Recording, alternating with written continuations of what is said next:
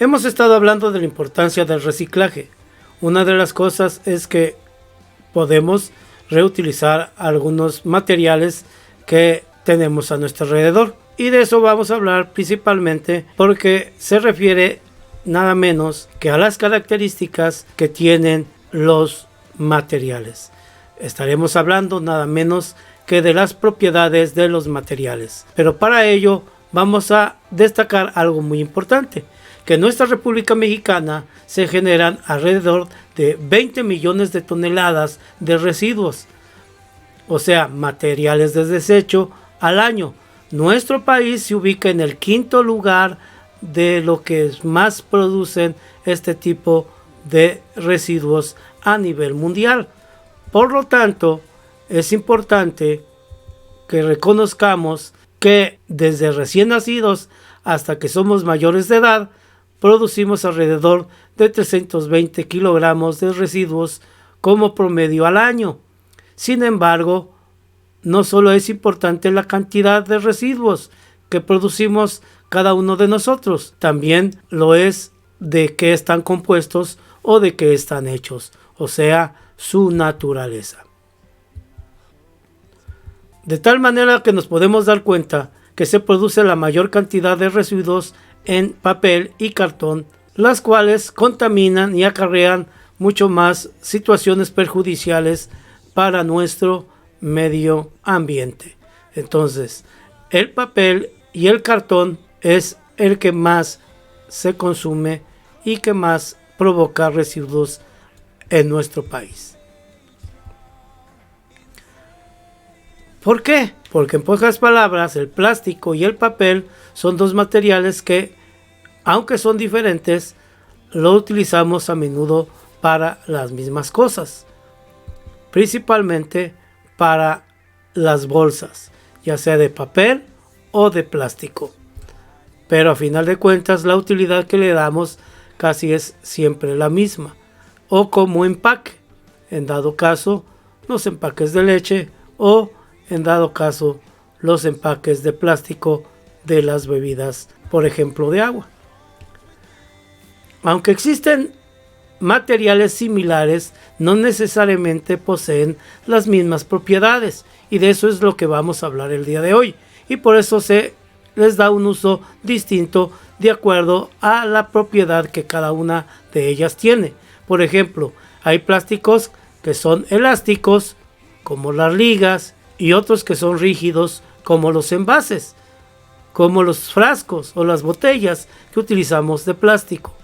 Por lo tanto, entonces, el día de hoy veremos nada menos que algunos materiales, como la madera, no son fáciles de quebrar, y otros pueden quebrarse rápidamente o con facilidad, como el vidrio.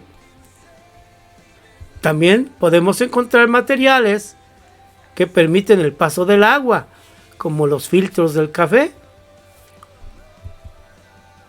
Pero en este caso, cada uno tiene cierto tipo de propiedades que vamos a ver el día de hoy. Y la primera propiedad es la dureza, y no se refiere que algo esté duro o rígido, sino principalmente la propiedad de la dureza se refiere a que el material puede resistir el rayado y el corte de superficies. Por ejemplo, la madera puede rayarse con facilidad, pero no así el vidrio, porque el vidrio tiene mayor dureza. La otra propiedad es la tenacidad. Lo contrario a la tenacidad es la fragilidad. Es la propiedad de una materia para resistir la fuerza que se aplica sin que se rompa o que se quiebre. La tabla de madera tiene mayor tenacidad porque no se quiebra fácilmente.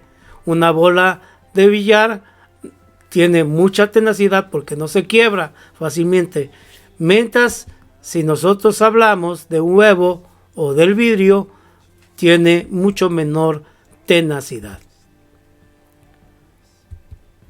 La siguiente propiedad es la elasticidad, que lo contrario a la elasticidad sería la plasticidad. La elasticidad se refiere a los materiales que pueden ser deformados, pero vuelven a recobrar su forma original. Por ejemplo, los guantes de látex o las ligas. Después que las utilizamos, vuelven a su posición original. No así en dado caso si nosotros utilizamos nada menos que el barro para hacer una cerámica. Ya después de realizada la cerámica, ya es imposible volverlo a maniobrar. Y la última sería la permeabilidad. La permeabilidad se refiere a la capacidad que tienen los materiales de permitir que un líquido pase a través de él sin que se altere su composición. Por ejemplo, un trozo de tela de algodón que permite el paso del agua. Incluso lo permite en forma de vapor. Lo vemos, por ejemplo, en las esponjas que dejan filtrar el agua. Pero también lo podemos ver en los filtros para el café. Lo contrario a la permeabilidad sería lo impermeable. Hay la ropa que permite que transpiremos para que no acumulemos líquidos en nuestra piel. Pero hay otros materiales como el plástico y la cerámica que no permiten el paso de líquidos y se conocen como nada menos impermeables.